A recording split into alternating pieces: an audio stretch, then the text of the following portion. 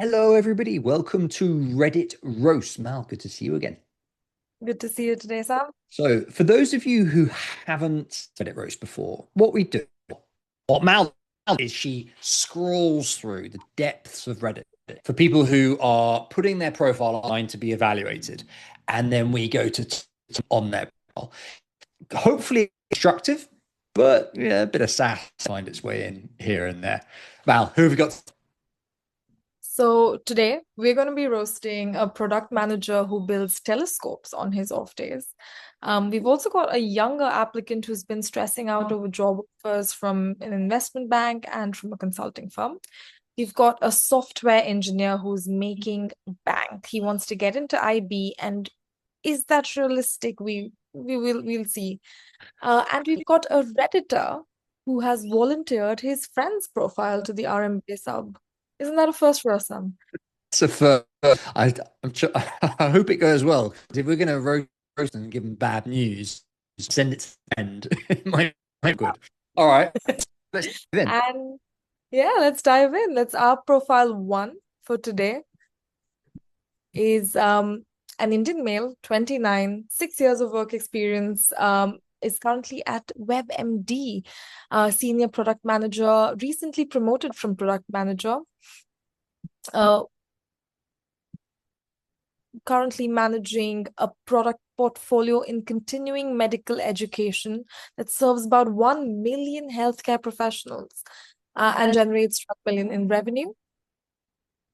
Uh, Also worked at yougotagift.com, which is a Dubai-based fintech, was an associate product manager there.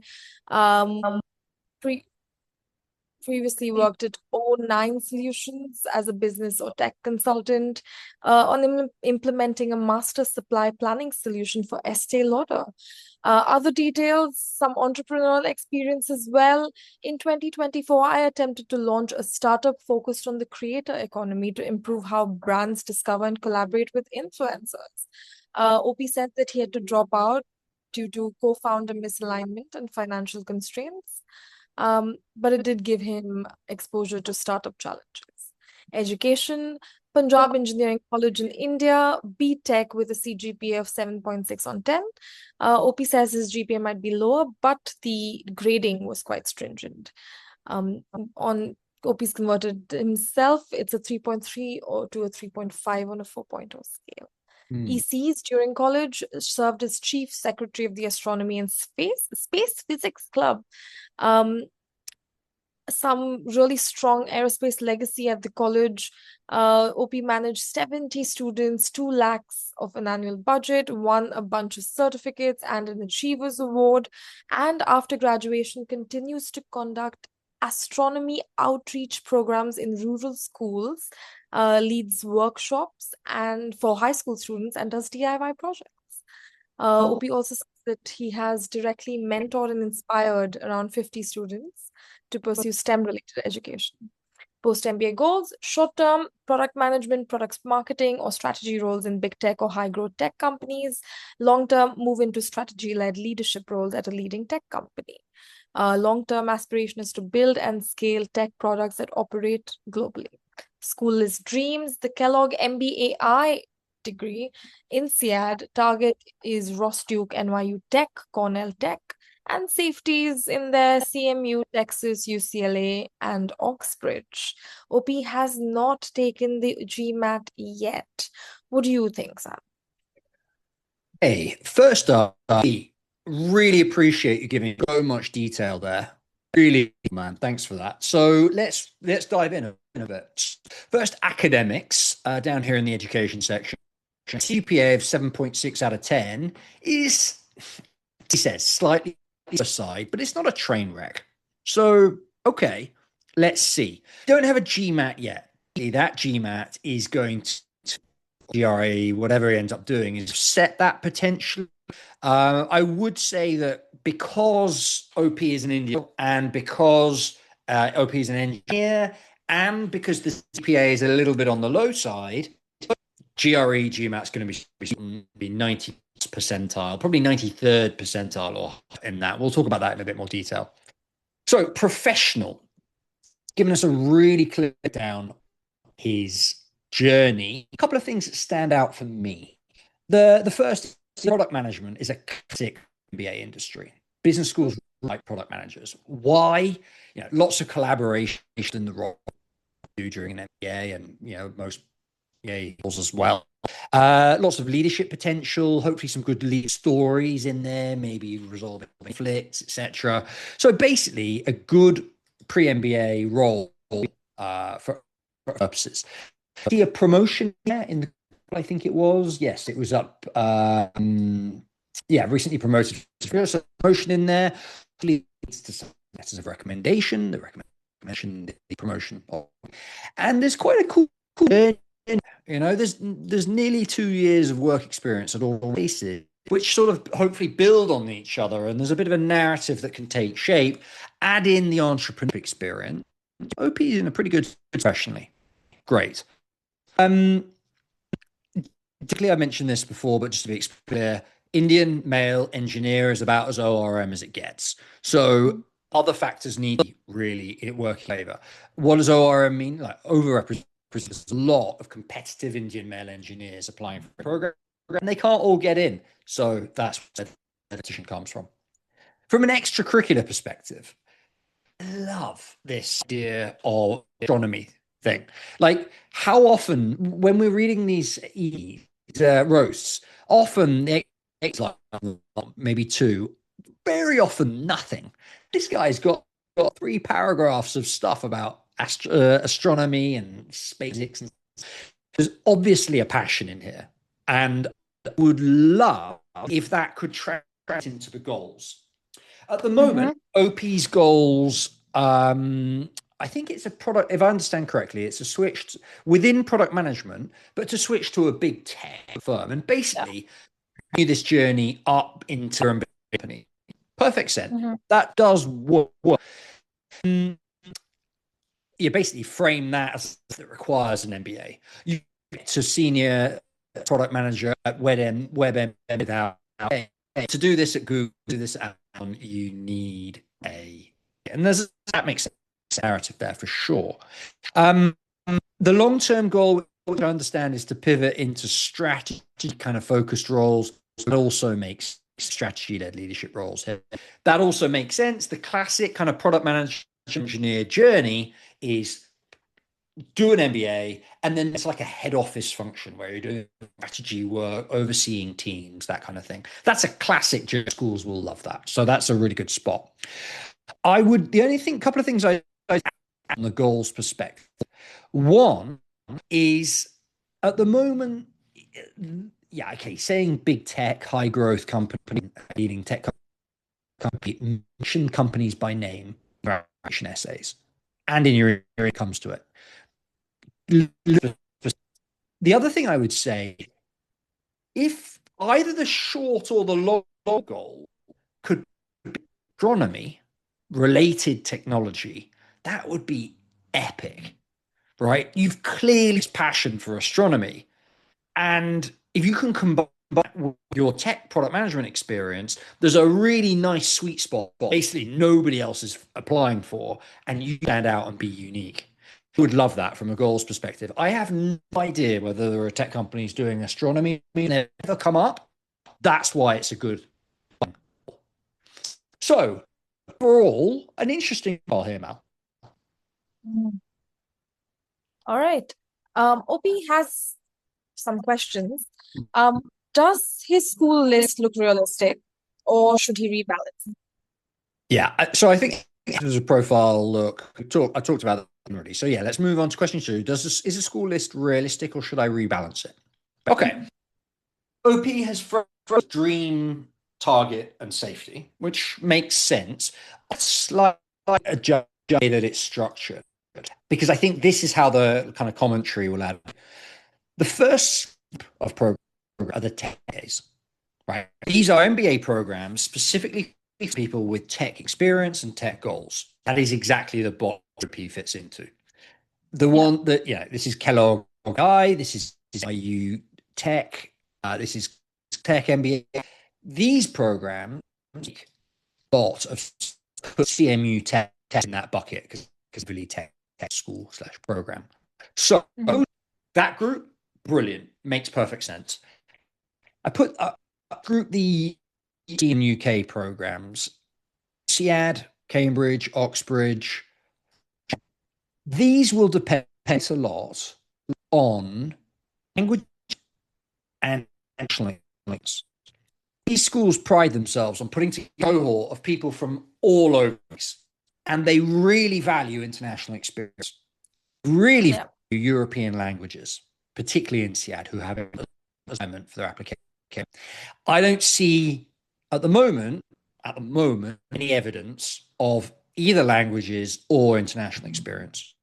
And therefore, I don't think a natural fit with these European and UK schools. It's obvious. Anyway. Then there's a group, the US low ranking-ish schools. And I would kind of Texas, UCLA, maybe Ross as well in this bucket. I would say these are good for you in terms of being in proximity to the US scene. You know, UCLA, being out there in California, for example. I kind of in that bucket as well, sort of. These are safer US. They formative, and from Paul's perspective, I would keep them included as scholarship perspective. That's why these schools should be kind of front and center of your list, because if you can get admits, you can probably also go to not huge, but 40K to these schools is well within grasp. And so those are interested in that perspective. The one that stands out from a bit less obvious is maybe Duke. Duke, I don't really think fits in. It's not especially tech focused. It's not a safety in terms of ranking. It's not a particularly tech focused geography either. Duke's kind of an outlier a bit. That really make that much sense. That's sort of how I see these schools. I think the priority would be those tech MBAs. I think OP is in a good spot for those. Okay. And do you think there are any other schools that are stronger in tech or product management that he should consider? Yeah. The one to mind, well, the couple that really joined in it with a tech focus. These are slightly more M7, which is where I'm focused as a consultant, where we're focused as consultants, but still relevant question. The one is obviously MIT. T stats, yeah, the clue. The other one is Kellogg. I had a client a couple of years ago who used the Kellogg MBA to focus on product, to pivot into product management at Apple. Apple have a headquarters in Chicago, straight down red, and I think the line from Evanston, where regional head offices. So Kellogg is really the Kellogg AI in particular really does make a lot of sense there. The other question talking about European kind of how do the European schools for this? Basically, there's an interesting distinction. On the one hand, if you all the headline, Europe and the UK are lagging the US tech. Right, the kind of breakthrough in technology at the moment in terms of AI, etc., are no doubt about it, and the EU tech is kind of lag in that regard. But there are certain tech industries that very well in Europe. The ones that jump to mind, I did a little list of these earlier. One of them is tech. London is really doing well. Revoluts of the world, those kinds of companies. There are more and more AI startups getting based in Europe, and also when it comes to sort of the digital transformation of legacy companies. Europe has got a lot of legacy companies, old-fashioned legacy companies that are trying to get in the 21st century. So when it comes to bringing them forward, there's a big opportunity there for tech fluent people. Yeah, including OP. So it's not the end of tech, but there are tech in Europe. The other thing I would say from a perspective, Europe and UK are incredibly attractive. Coming these days, an OP is going to need one. And the thing is kind of add a little bit of commentary to this, which is, so I went to Oxford, obviously you school, about a quarter, a fifth to a quarter, 25% of my classmates were Americans. Mm. So just because not just because you're applying to a program in the UK or Europe, you still are going to have a large contingent of Americans in your cohort, current students you're studying with, but also alumni back to the US after graduating, and many of them will work in kind of big tech type roles. And because they're not getting constantly flooded by people who want to into the industry who are in America already, actually they might be more receptive to a cold outreach. For example, if somebody had graduated from Oxford in Google US and use them as an Oxford grad or an Oxford current student, more likely effective message than somebody who's getting these every day from their alma mater that's around the corner. But all I would say is do include the European and UK schools list, OP. I think they're for the reasons I've outlined. I know a little bit of a jumble of thoughts now, but give some use to what's to salad. I love these. I love Seriously. Hopefully have some All right. Okay, I think that's all of OP's questions answered. We are ready to move to profile two. Chanspi. 3.3 GPA plus 335 GRE with a 165 verbal and a perfect 170 quant. Background for OP, UK semi-target university math background, likely graduating around a low 2-1, right on the border. He retook the GRE, scored a 335, previously scored a 332, and was bored. Retook it because OP was bored. Passed CFA level 1, prior internships across capital markets, investments, and PE. Career-wise, we'll be joining a lower middle market investment bank full-time this fall within capital markets. But OP also has an offer from a T1 restructuring, consulting / advisory firm and is honestly torn between the two. Long-term goals, MBB consulting, EB investment banking, growth equity or growth-focused asset management. I understand neither route bad, but the IB route gives direct transaction and capital markets exposure, and the consulting route gives OP exposure to distressed situations, stakeholder management, and operations and financial advisory exposure. Lots of questions. What's your first take on this profile then, Sal? Yeah, let's give it an upvote. So I like a lot of detail in there. So low 2-1, that's equivalent to like a 3.4 at a push, I think. So out of 4, not ideal, about 0.2 below 0.6 average or point low. Not ideal GPA perspective. We know that. But on the other hand, because it's a UK, not on a scale, it's not going to be schools to the ranking. A little bit more leniency there, but it's GRE is where OP's up from an academic perspective. To be clear, as a deferred candidate, so somebody who's currently basically studying or at a uni, you've got to have a higher than the average GMAT, GRE, because you're in study mode, and just historically, we know that deferred or young applicants tend to have more or GRE, GMAT scores. So decent, but not outstanding academics. From a uni school perspective, semi-target university, I think he's referring to something like they called Group UK, I think, from Oxbridge. I fairly exactly what you're referring to, but I think the brand of the uni is a maths background is obviously strong as well. There's no escaping. OP is smart from a quant perspective. CFA level 1 will help. CFA level 2 would help more. CFA level 4 help the most.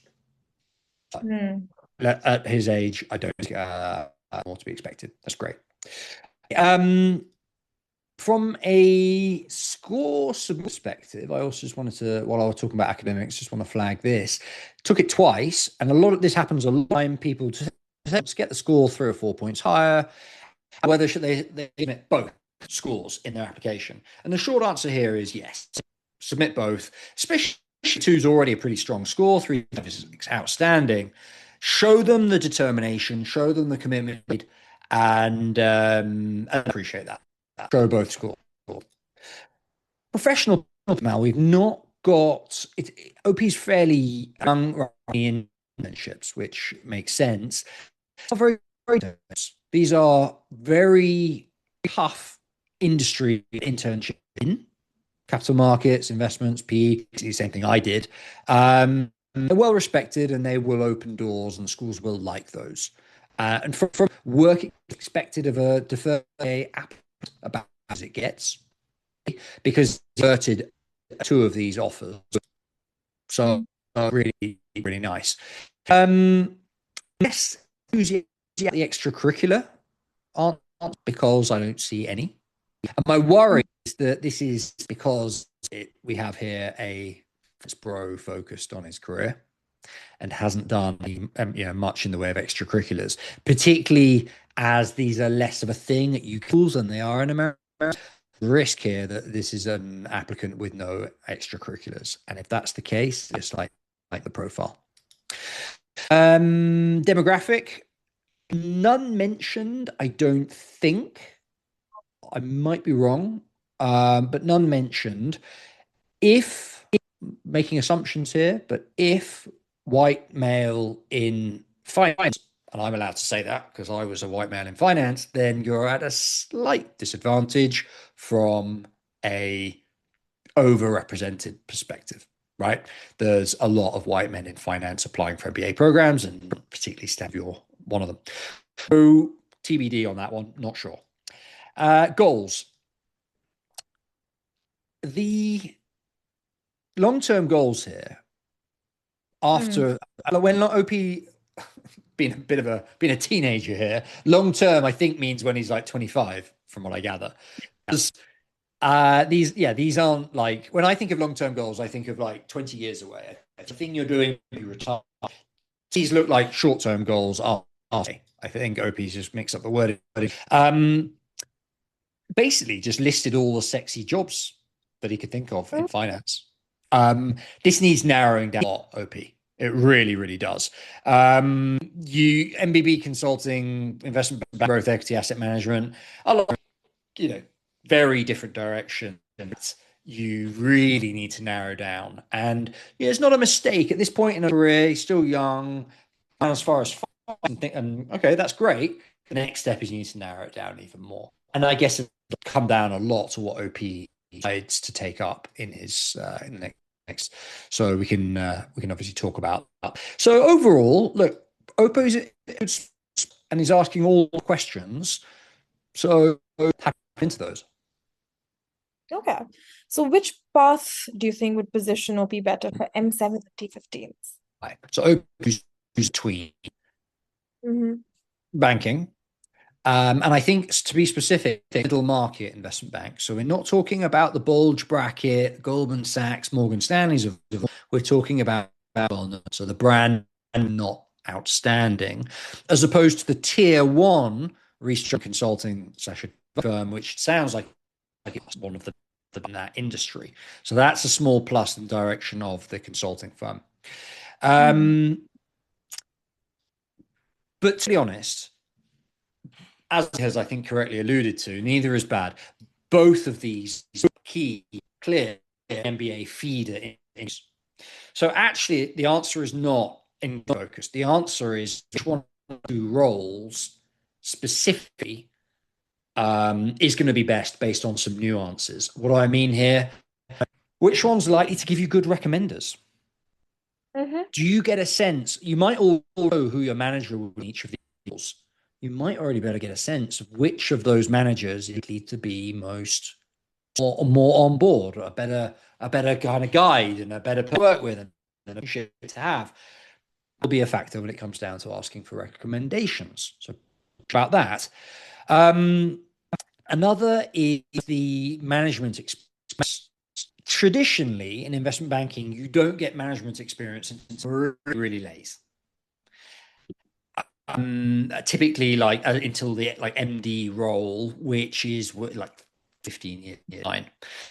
From an investment bank, from a negative perspective, the investment bank roles are slightly management experience, and there and if the T1 restructure consulting advisory firm will offer some relatively near-term management experience, for example, the intern program, then that's a big plus in that in favor of that company, if that's a thing, if that's an option. On the other hand, going back to the investing perspective, these investment banks offer rotation programs. I did it at investment banks where you brand desks, and they're fantastic for getting lots of different exposure. And schools really love, and frankly, just having done it, they're really useful for understanding the environment that you're operating in, as opposed to maybe the restructuring advisory consulting firm. It's a bit more this. The firm is more specialized, and with if you don't have a rotation program, you're more specialized as well. So that will come down to how much kind of exposure you have in that advisory firm. I don't know, but it'll be a big factor. A bit of a waffle there, like lots of different stuff to answer that question. Basically, it'll depend on details of the offers. Okay.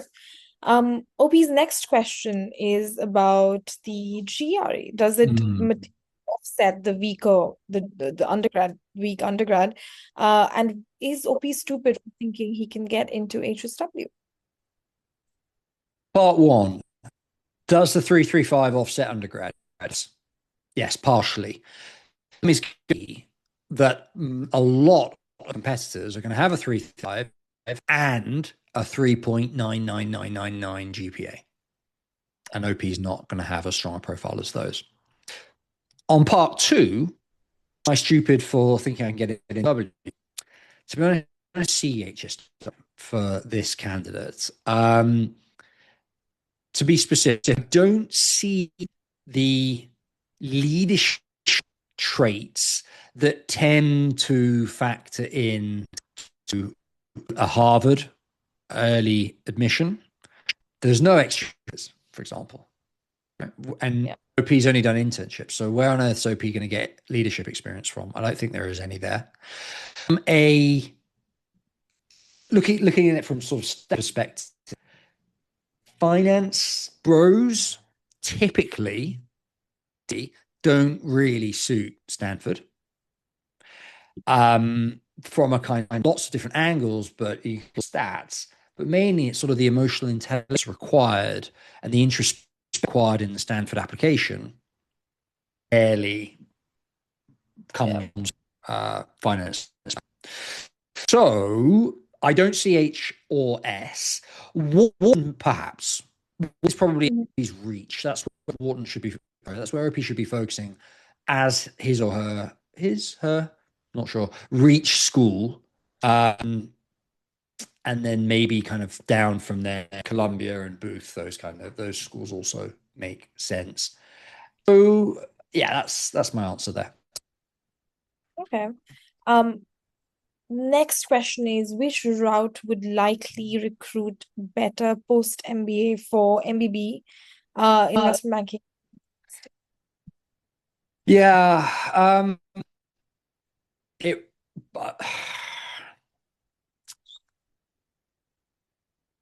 which route would likely? Okay, well, there's a very clear difference here. For MBB, doing consulting pre-MBA would be a feeder. Consulting, MBA, more consulting. For post-MBA investment banking and growth investing, pre-MBA investment banking would make more sense as well. It really would. So that's the distinction, and it's not rocket science to stay. If you want to end in consulting, starting in consulting makes more sense. If you want to end in banking or investing, starting in banking or investing makes sense as well. Okay, and how realistic are schools like Booth, Columbia, Kellogg, Sloan, Wharton with this? I know you answered this slightly. Yeah.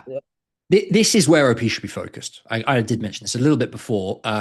Cross off H&S, focus on W, Wharton, Booth, Columbia, Kellogg, MIT. This is where OP should really be focused in the next couple of years. And with a good recommendation from a good T1 restructuring or investment bank and a decent application, maybe with a bit of help from a consultant, OP's in the running for those schools. Okay. And a final question. Would I have a strong profile for deferred MBAs considering my low GPA? I was told they weigh heavily against the GPA for the deferred MBA. Yeah, look, I kind of answered this already. The GPA does matter. The GRE does offset it. They do care about it because you've not got like professional experience really to offset it. So compared to somebody who's been working for, some of the roasts we're going to do today are like 8 years of work experience. Compared to that person, your GPA is a much bigger part of your profile. So yes, it definitely does matter. GRE does offset it a bit. And I think, yeah, that's sort of the mini Achilles heel, was not particularly strong part of the profile. I would say just a final point on this. It sounds like OP's right on the border. I do think the difference between a 2-1 and a 2-2 will be quite meaningful, particularly if you're applying to the UK programs that really closely know the difference between a 2-1 and a 2-2. That's kind of a sort of line in the sand between someone who's done well in their undergrad and someone who's not. Yeah, OP, try and get that 2-1 if you can. Okay. All right. That's all questions done. Should Cool. we go on to our third profile? Absolutely. Let's do it. Okay. 32 male senior software engineer at a public fintech. Some background work experience, 8 years in software engineering. Currently senior software engineer at a public fintech, lead developer on core products. I also interned at Wells Fargo as a summer financial analyst back in college. Undergrad, top 10 liberal arts college, did his degree in economics, leadership, ECs is blank. Leadership, ECs is undergrad, class president for 3 years, president of the consulting club. Lots there actually. Postgrad, high level involvement in functional fitness in the strength community, and he's also done some formal internal mentorship for junior engineers and engineering culture leadership. Asian and male, stats GPA 3.21. It's a school that's known for grade deflation. GMAT or GRE, not taken yet, but OP does seem like he's targeting both, or like could go either way. Goals, intake 2027, will be matriculating at 33, post-MBA investment banking associate with a tech coverage focus, wants to move into corporate strategy in the long term. Target schools, Reach, Columbia, Dartmouth, and Yale. Targets Cornell, NYU Stern, Darden, and Fuqua. And some regional and tech-strong schools in there as well, Michigan Ross and Georgetown, McDonough. Specific questions, we'll get to those, but overall, what do you think, Sam? Yeah. First up, upvote. Thank you for all that detail. Let's dive in. Right, academics first. 3.21, as OP kind of hints at, not ideal, right? But decent school, economics, hopefully not an issue, really, if GRE or GMAT is strong. We don't know yet. I mean, everybody's targeting these kinds of numbers. So I'm not going to kind of read too much into that. On the other hand, OP is clearly smart and has kind of a mix of quant and verbal in everything else I see. So I'm kind of optimistic that he'll do all right there. It will matter, just to be really clear, OP, that really will matter to offset your GPA, right?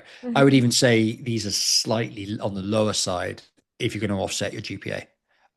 You really need to be like 90 kind of 96th percentile at least, which is kind of 685, 695 GMAT to be in a decent spot here. So yeah, spend a bit of time on the studying if you have to. Demographic, 33-year-old with 8 years of work experience is on the older side for MBA applications. Not unheard of, but on the older side. emphasizing the management and leadership experience that you bring will be key. And we can talk about that a little bit later, particularly if, I think one of the questions is around age, so we can dive into that in a bit more depth. Asian, I get the sense Asian male, like it's pretty ORM. Asian male in kind of software engineering is pretty ORM. So there's not much, not much forgiveness there. Professional software engineers, a common group for pre-MBA applications. On the one hand, we know it's a classic kind of narrative. We know how it works. You know how to get you in as a software engineer. On the other hand, there is a lot of competition and they tend to be pretty smart. So you've got to do well, but it can be done. I also get a sense that this public fintech company with a 3 to 5 billion market cap is probably a quite well-known brand.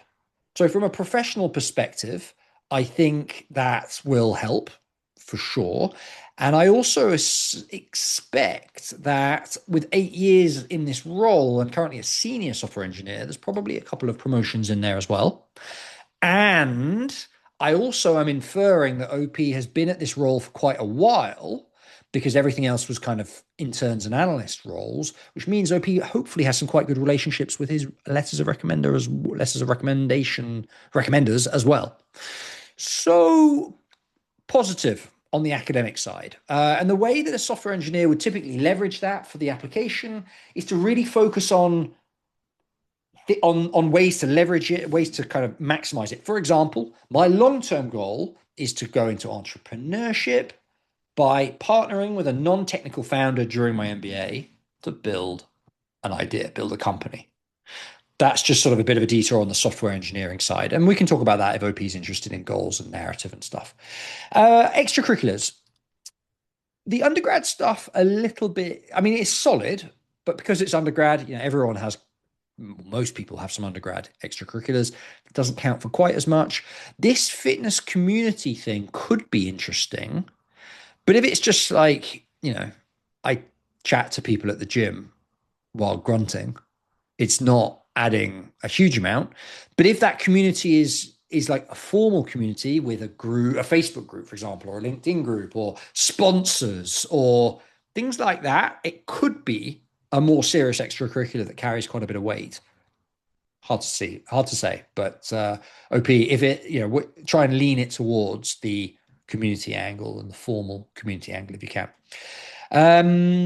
I also saw this formal mentorship program is kind of, this is also, although it's within work, you could also frame this as extracurricular because it's kind of outside of your day job.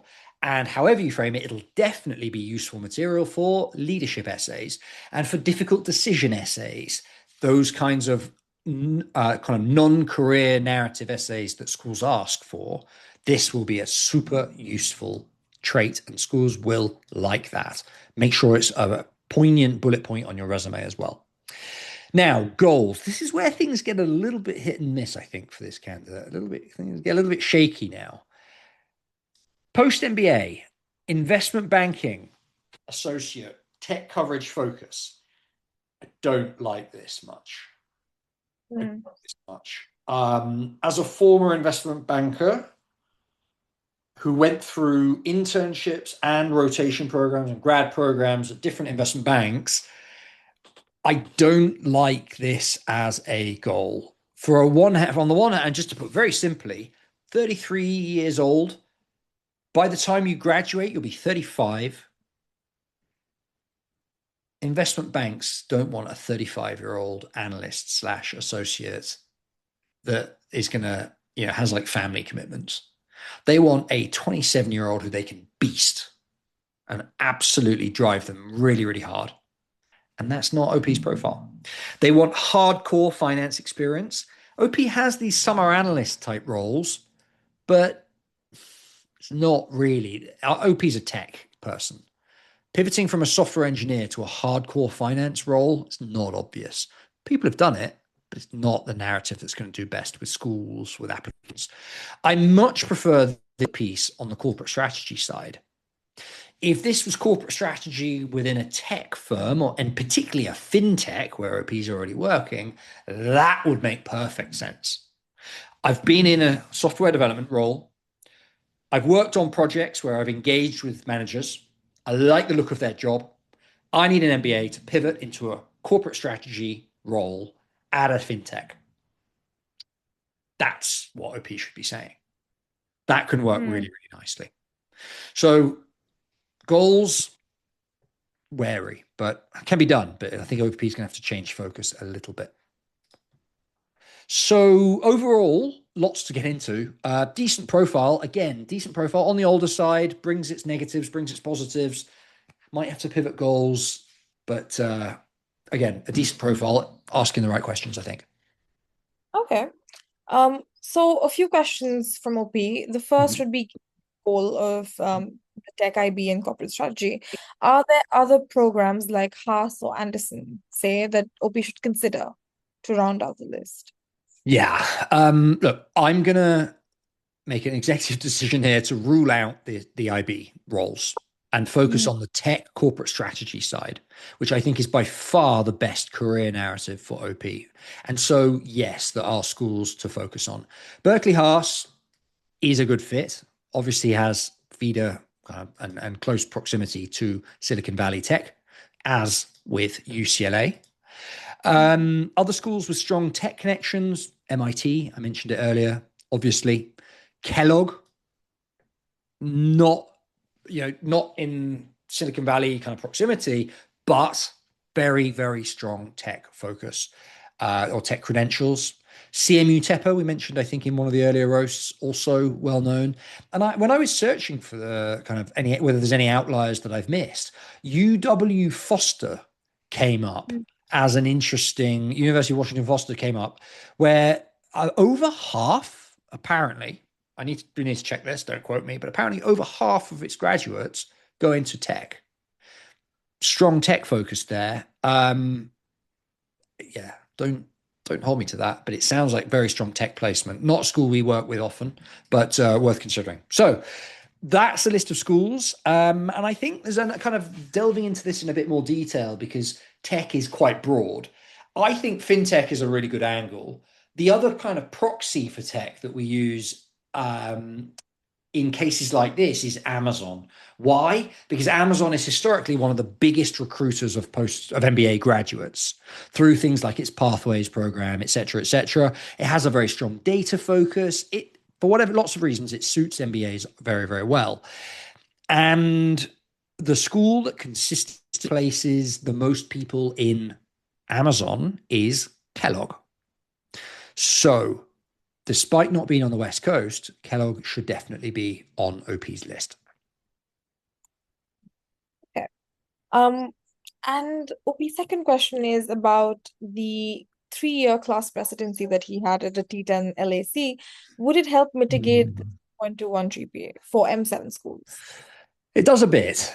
And the way it would do so is schools ask you to write an optional essay. They give you this optional essay with a quote, with a prompt that's like, is there anything else that are there any mitigating factors that affected your undergrad that we need to know about? And an optional essay that maturely and objectively explains the low GPA based on those extracurriculars. Because of those extracurriculars, that is exactly what they're going to be looking for to explain the GPA. And kind of use it as a way to hump about the class presidency, etc. But they will independently be assessing extracurriculars, will independently be assessing academic ability. These are two different things the school for. Put very the extracurriculars, is this candidate to the environment when they're on the program, one, and on the academics side, is this person enough to do them? And independently, they need the answer for those, and say is the main way to do it. Are they going to be particularly improved by a class presidency? Yeah, it's an extracurricular lot. So it's about explaining the away from academics, which is really the focus. Okay. All right. Next question is OP's current salary is 360K. How do I effectively frame the YMBA or the YIB move so that I don't look like a flight risk to adcoms or to banks? Yeah, good question. I'm basically a high salary, not a bad thing. in my pre-MBA salary is a thing in general. Put very loosely, what the schools infer is if you are earning a decent salary, like higher salary after, just as a general, and it does make data perspective. And also think about it from like overseas, like it means that, working in the US higher than somebody who had work experience in VB in India, where salaries are often lower. Obviously there's and so whatever, the salary is not a at all. Then is framing. This is just a question, right? Framing the MBA as important is a really narrative question. As I said before, if you frame it as I'm for engineer, well paid, successful, with promotion, etc., and I worked with managers, worked on engagements that showed me my limitations, that showed me management roles, that I could be doing in a few years' time with an, and that's what I pivot into. Will make roots of total comp. It makes sense. Like it. I don't think they need to. I don't need to worry about this. I'd take their fair share of deposit. Right, they're going to take their fair share of deposit. They're going to be down thousands before we even start through loops, whether it's the application, interviews, whatever. You're going to go through. They're going to be fairly confident once you're in that you're going to. If the kind of the is logical as the one I've. So I'm okay on this one. I'm not worried about this. Okay. All right. And for your question, Mm. I will be 30 at matriculation and 35 at graduation. Is this an outlier for the NYC or the SF Tech Banking Associate recruiting? Does my senior engineering background help bridge the age gap for tech coverage groups? So this is kind of this nail on the hits on the head. The nail hits the nail on the head. Why about banking as a goal? The gif of the with the red hat holding the skateboard where he says, "Hello, hey, I'm right." That's Yeah. this guy, the IB recruiting event.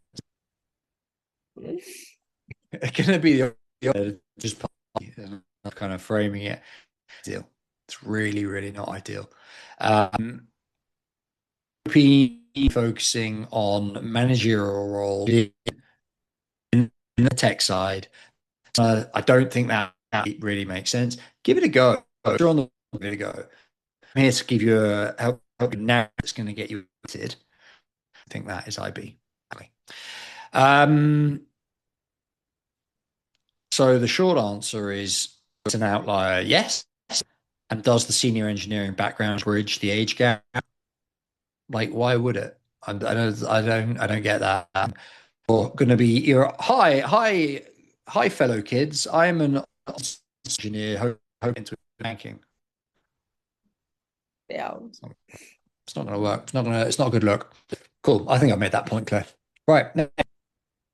That's all for these questions. Should we go on to our last profile for the day? MBA prospects. So this is OP asking for a friend. For M7 or the top 5 to 7 schools, I think his experiences and overall suitability would speak volumes.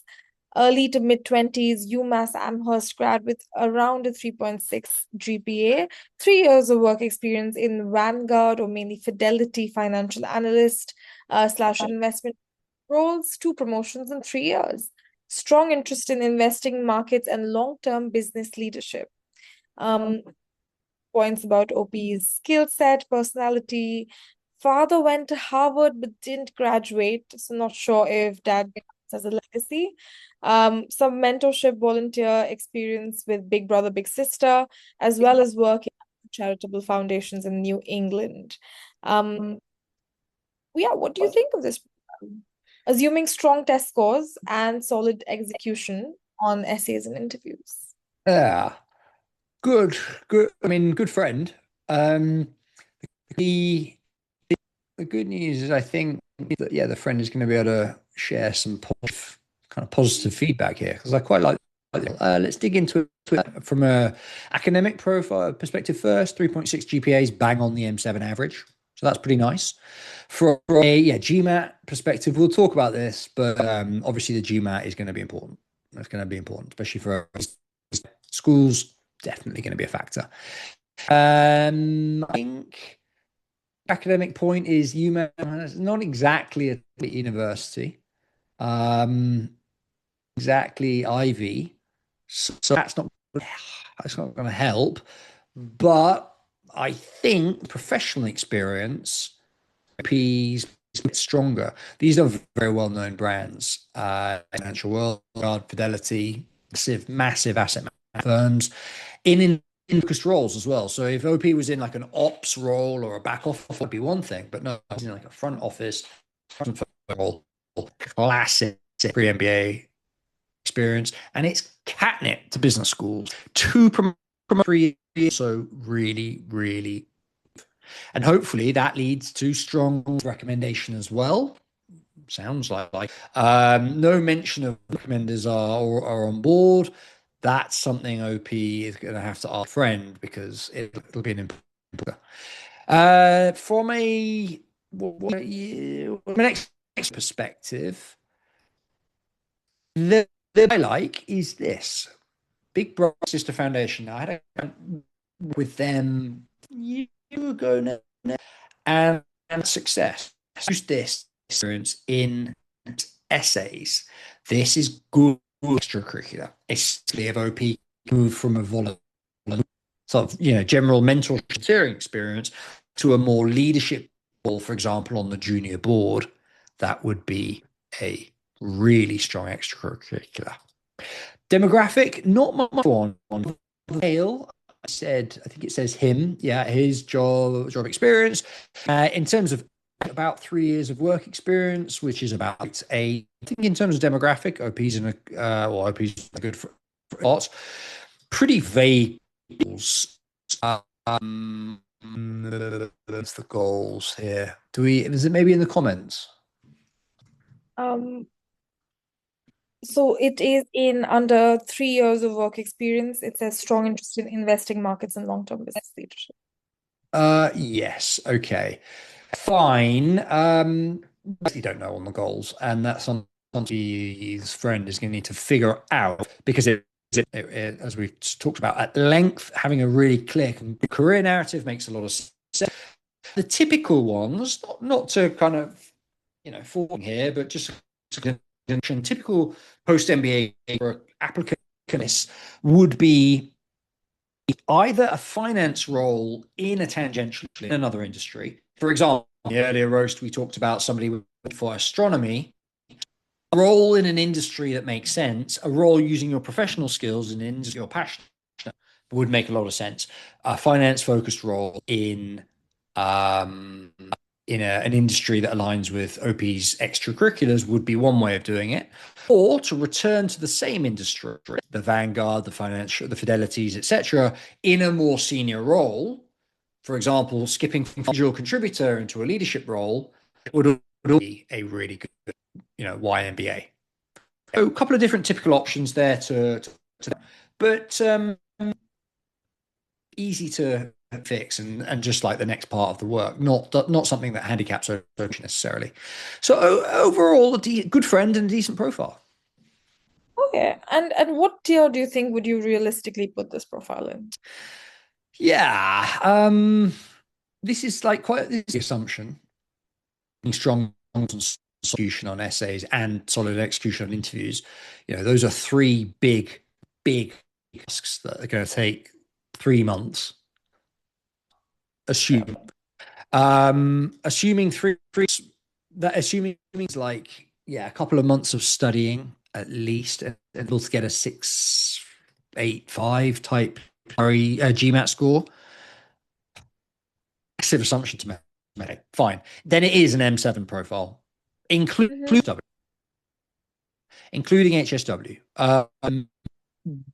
With the information I've got, if I'm really put my on and I really assume everything's 7 profile, included. Okay. Um, and how do you think OP can further polish this application? Yeah. Yeah. So I've mentioned goals. These will a lot, and I don't think can do this for them. I think this you need interests out and really understand and think hard about what the post MBA goal will look like. Name company, name target roles, speak to people in those target roles. That's the first thing. Narrative. Kind of more broadly, think about what the star is. Like those are the target roles, fine, but why? What are they to achieve? What is the applicant hoping to achieve with those roles? That all needs quite a lot of thought. So that's one. Two, I mentioned this earlier, reiterate the extracurriculars. Has a good foundation, already has established volunteering experience at Big Foundation. Moving onto the junior board of that, or whatever they call it, the kind of the leadership role that is the next step, and that would be huge.